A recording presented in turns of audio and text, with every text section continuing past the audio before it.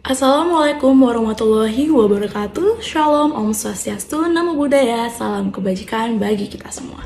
Yang terhormat Bapak Samsul Bahari, selaku guru mata pelajaran sejarah minat, dan teman-teman sekelas yang sedang menonton.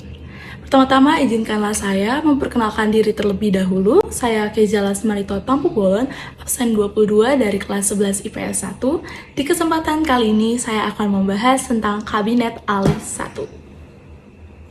Di era Soekarno, setidaknya terdapat 27 kabinet, salah satunya adalah Kabinet Ali Sastro Amidjojo. Ali Sastro Amidjojo memimpin kabinet sebanyak 2 kali, yang disebut sebagai Kabinet Ali 1 dan Kabinet Ali 2. Dan kali ini saya akan fokus membahas Kabinet Ali 1. Kabinet Ali Sastro Amidjojo I merupakan kabinet keempat yang dibentuk setelah bubarnya Negara Republik Indonesia Serikat.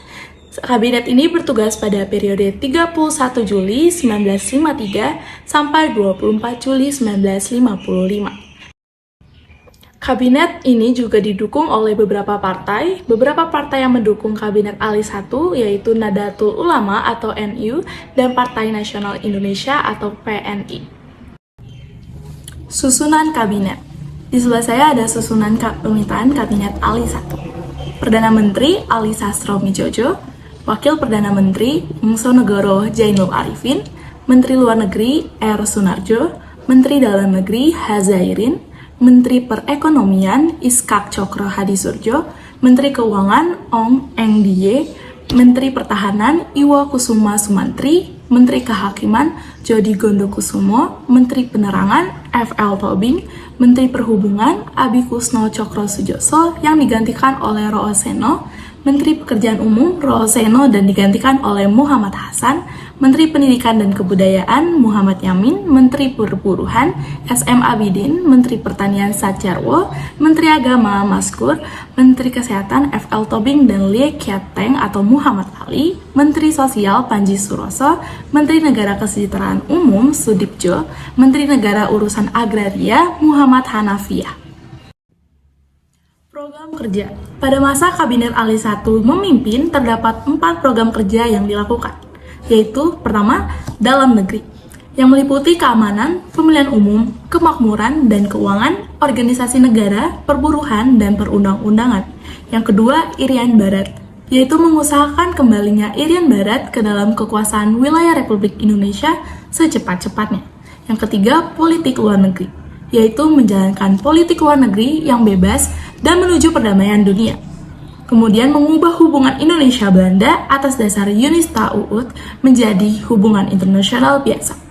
Mempercepat peninjauan kembali perjanjian Konferensi Meja Bundar atau KMB dan menghapuskan perjanjian yang merugikan negara.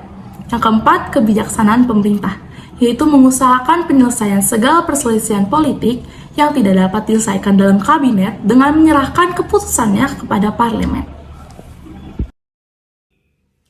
Prestasi Kabinet Ali 1.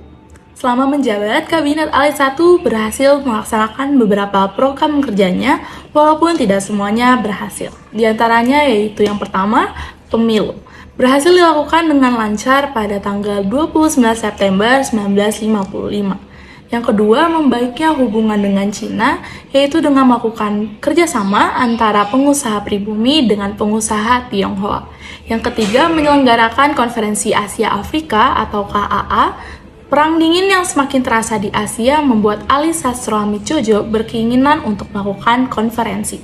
Ali Sastro Amidjojo bertanggung jawab dalam melaksanakan persiapan dan juga mengirimkan undangan kepada negara-negara Asia Afrika. KAA pada tahun 1955 mempunyai arti penting di bidang politik luar negeri. Terjadinya konferensi ini memicu peristiwa lain seperti Australia dan Amerika yang berusaha menghapus politik apartheid di negaranya. Indonesia bakal mendapatkan dukungan diplomasi dari negara Asia Afrika untuk menyatukan Irian Barat di PBB. Masalah. Ada beberapa permasalahan yang menyebabkan jatuhnya Kabinet Ali 1 ini. Di antaranya, yang pertama konflik antara PNI dan NU. Hal ini membuat NU menarik dukungannya dan juga menterinya dari kabinet.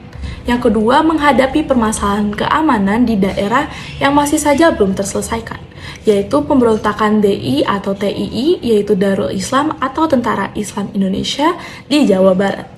Hal ini melakukan pemberontakan di bawah pimpinan Kartosuwirjo.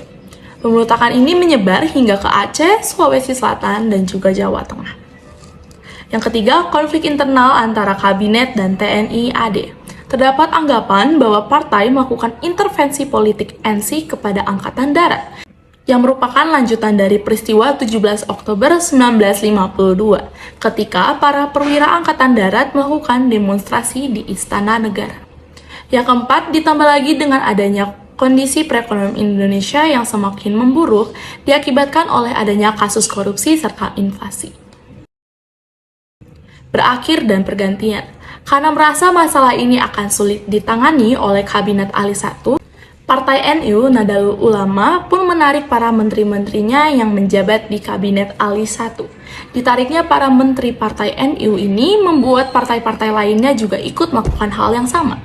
Akhirnya, Ali Sastro Atmijojo mengembalikan mandat pada Presiden Soekarno pada tanggal 24 Juli 1955 dan digantikan dengan Kabinet Burhanuddin Harahap.